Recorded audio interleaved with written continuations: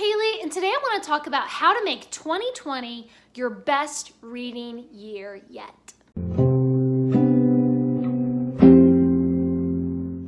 I have to say 2019 was a great reading year for me. I ended up reading 300 books in 2019.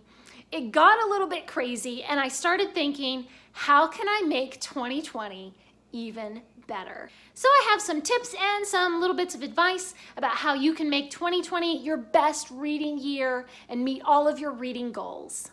Before we get started, I want to make sure that you know that Books for MKs is a charity that donates books to missionary kids. Today's MK shout out goes to Sterling, who is 15 years old. He lives with his family in Kenya and loves to read about history. If you want to donate to Sterling and children like him, you can do so at GoFundMe.com. And don't forget to subscribe and click that little notification bell.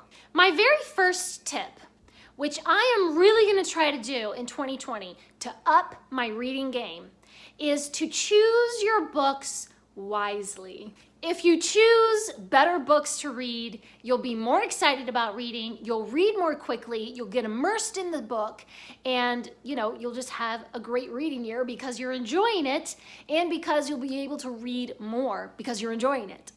And I think that one of the best ways to choose better books is to do your research. If you look up a book and it looks pretty interesting, read the reviews on it, see who recommends it. And if you see someone that you trust their opinion and they've done a review on that book, but you're still not sure, ask them questions. I mean, readers love to get private messages and comments saying, hey, what did you think about this book? And I'm not sure about it because it looks like it might be this, but I think, maybe if you liked it, then I would like it. Trust me, I love getting comments and messages from people asking about books. One of the things that I've found most helpful is when I see a book that I'm not quite sure about, is this for me? Is this something I would enjoy? I'm just not sure. And I message someone that has reviewed the book or that I trust their opinion and they've read it. And I like to ask them, are there any trigger warnings for this book?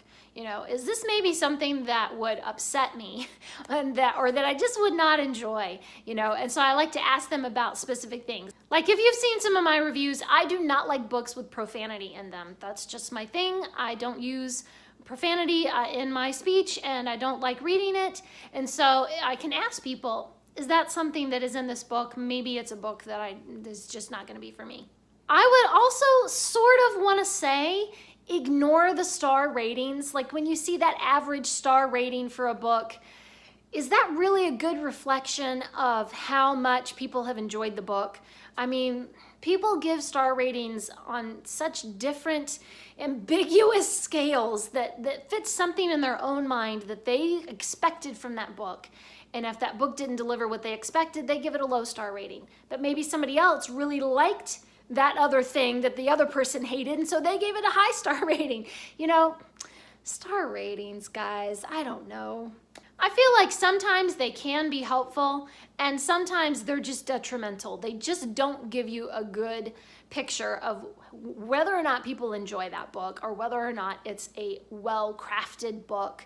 I would go with the reviews. Read people's reviews. Much better. So if you've done your research and you've seen what this certain book is like, you have to know your own likes and dislikes. I mean, I know that I love epic fantasy. So if it's something epic fantasy, I'm probably gonna like it. I know that I'm not always happy with modern classics. So do I wanna read that? Maybe not. I very, very seldom read any contemporary novels. I don't know, they just don't appeal to me as much. So I have very strong likes and dislikes. Not that I'm unwilling to read something that is outside my comfort zone or outside what I usually read. I'm always willing to try anything, but I definitely have my wheelhouse, my comfort zone. So if you're looking for books that you want to really enjoy, just stick with what you love. And then have one or two here and there where you jump outside your comfort zone and, try something new. Okay, that is my first tip about choosing better books for a great reading year. My second tip is just to make the time to read. Go through your schedule and figure out where is there some extra time where I could sit down and read? Are you just sitting and watching Netflix for hours every evening? Maybe you could bring that down and say, okay, I'm only gonna watch one episode of whatever it is, and then I'm gonna spend an hour or half an hour or whatever reading, So I mean, not to say you can never watch TV again, but in moderation, and then make a little time for reading as well.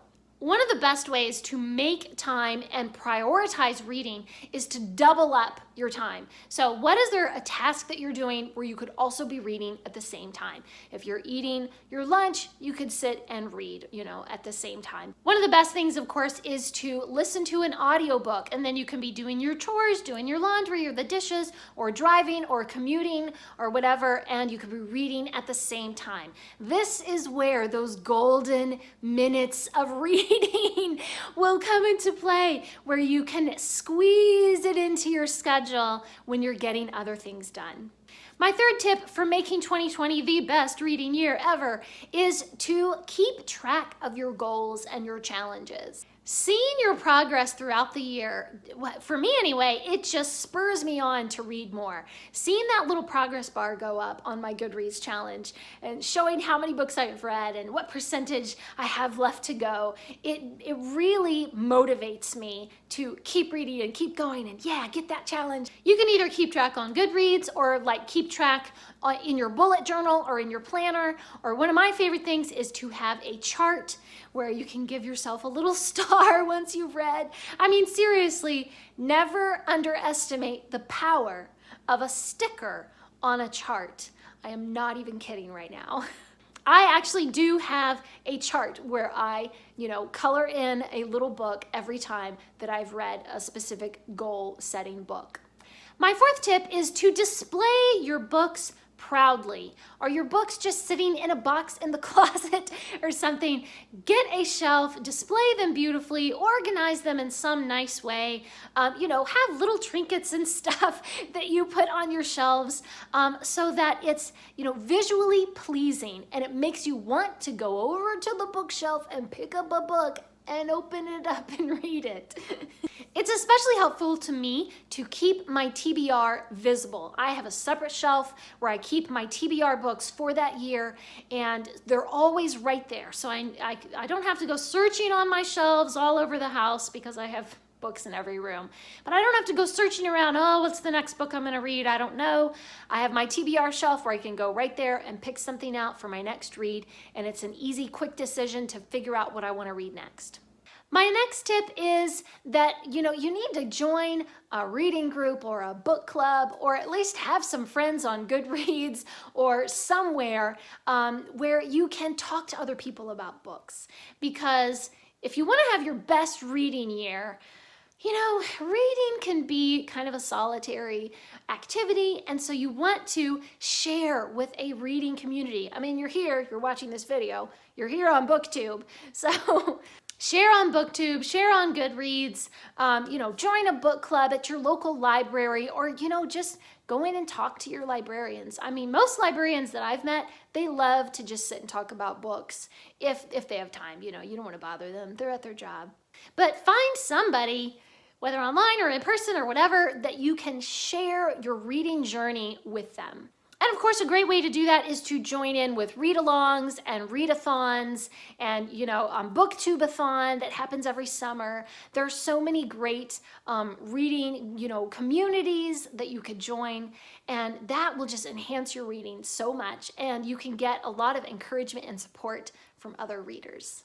And my last tip is to get some accessories. Reading is not just about the book, it's about the whole experience. So get yourself some really cute bookmarks, get yourself a cup of tea or some yummy coffee, and then, stake out the comfiest chair in the house, and don't allow anyone else to sit there because that's your reading chair. Okay, I'm kidding about that, but find a comfy chair or, some little spot that's your little reading spot where you can get cozy with a blanket and just sit down and focus on reading.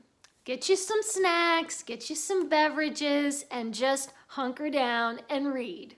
If you really want to enhance the experience of reading, then I think that having those little extras and having a little reading spot and, having your cute bookmark or your cozy cup of tea really makes a difference. The more pleasant of an experience that you can make reading, the more you will want to come back and read more. And those are my tips for making 2020 your best reading year yet. Please leave me a comment down below and let me know, what are you gonna do to make 2020 your best reading year? Thanks for watching. Please subscribe, and remember, the right book in the right hands at the right time can change the world.